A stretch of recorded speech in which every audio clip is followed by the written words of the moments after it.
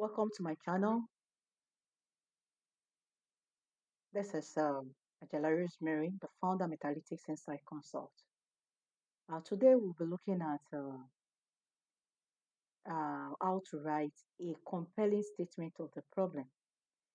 In our last lecture, I gave you step by step of writing a research process or following a research process systematically. So the first thing you need to do is to write a compelling statement of the problem, as I've said. So if you're ready, I'm ready. Let's look at how statement of the problem can be written. Now, first of all, you need to understand what statement of the problem is. Statement of the problem is a concise and clear description of the specific issue or challenge that a research study aims to address. It explains the difference between what the theory says and practice. It can also be referred to a deviation between professional behavior or practices and research findings on a particular issue or phenomenon in the industry, community, or economy. This statement, that is, statement of the problem, sets the foundation for the entire research process by highlighting what the study aims to investigate and what it is important. Now, writing a statement of research problem requires the following steps. You must follow these steps. These steps are very, very easy and concise. So, if you're able to follow these steps, then you'll be able to write a compelling statement of the problem. The first thing is ideal situation. The first thing your problem statement should describe is what the ideal situation would be if there was no problem you needed to address. Here, you need to look at the title of your study, look at the two variables in your title. This will give you an insight into an ideal situation. So when you pick a title, your title will have two variables. No, that two variables now, effect of one variable on another. On ideal situation, we're expecting that there should be a positive and significant relationship. That is the ideal situation. But what is the reality telling us? So the next thing or your next paragraph should describe what the current reality is for your company or household or the economy. So you are now looking at the reality of things. Don't forget, we are saying that deviation between the practice and the between the practice or the professional uh, threshold and the reality. So now you look at the reality on ground about that two variables. What is the reality?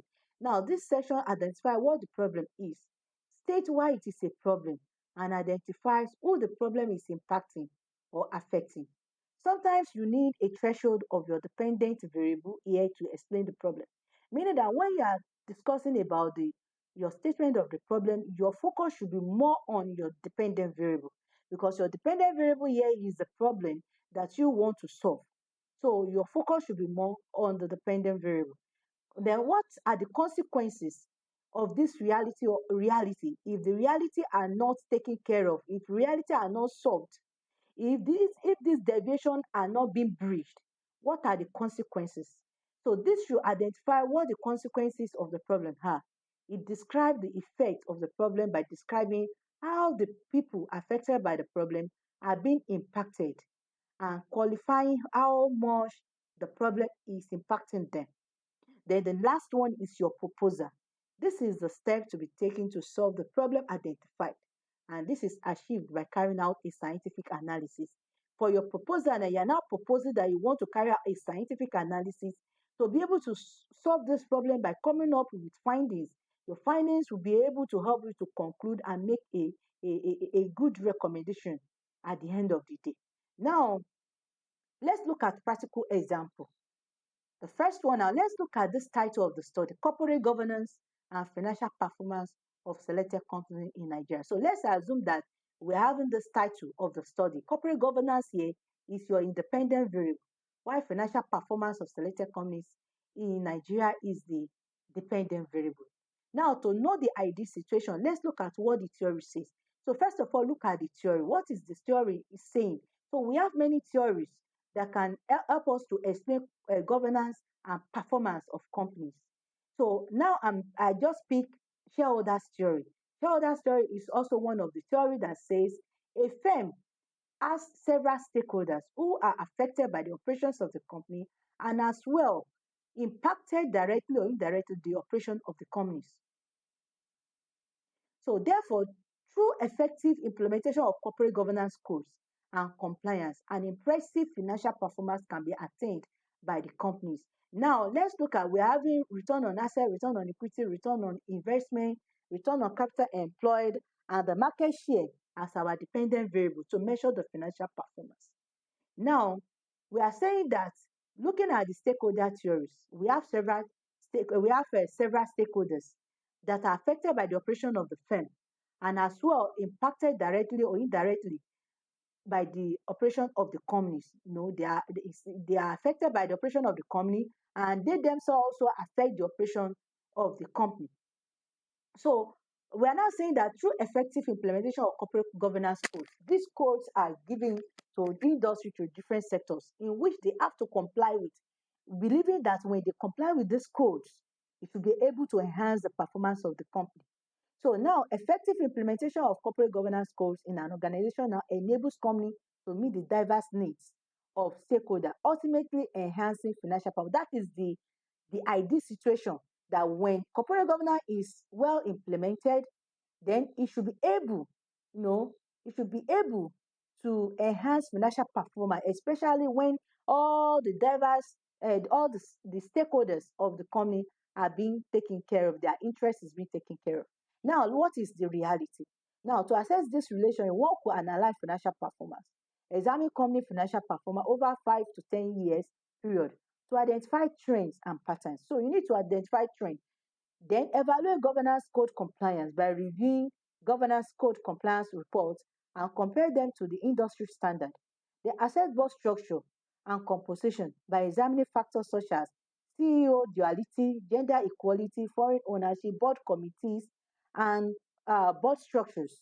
So you look at the performance trend, look at the performance trend of that company. Then definitely there must be an industry standard. Look at the performance. What is the performance of this company between this period and this one? And what is the industry standard? Is the company meeting up with this industry standard? If the company is not meeting up with the industry standard, there is a problem. If the company is not meeting up with the what is it called, the industry standard, it means that the company is having a problem, and that problem needs to be solved. So we now want to look at corporate governance, whether it will be able to solve that problem. Now, relate governance to performance. This can be achieved by correlating the governance structure and compliance with the company financial performance to identify potential relationship. So after you have charted the performance measurement and the corporate governance report, you may likely find a questionable patterns or discrepancies or variances with the industry average. Then what are the consequences? Now, when you now found out that there are discrepancies between the reality and the industry average, then what are the consequences for company not meeting up with its financial performance? Now, consequences of not meeting up with the industry average. The reputation of the company may be affected. Market share can be affected, thereby conveying weak company outlook to the investors. Low patronage of the company's shares, difficulties in meeting up the dividend, principal and interest of both shareholders and creditors, hence affecting the financial performance of the company. Now, what is now your proposition? Your proposition now is that how you intend solving the problem identified. Hence, you then propose that you will be conducting empirical and scientifically research to unravel the relationship between corporate governance and financial performance of the selected companies to determine if the result will align with theory proposition and suggest necessary recommendations after the analysis. So these are the steps you follow in writing a compelling statement of the problem. Thank you for listening.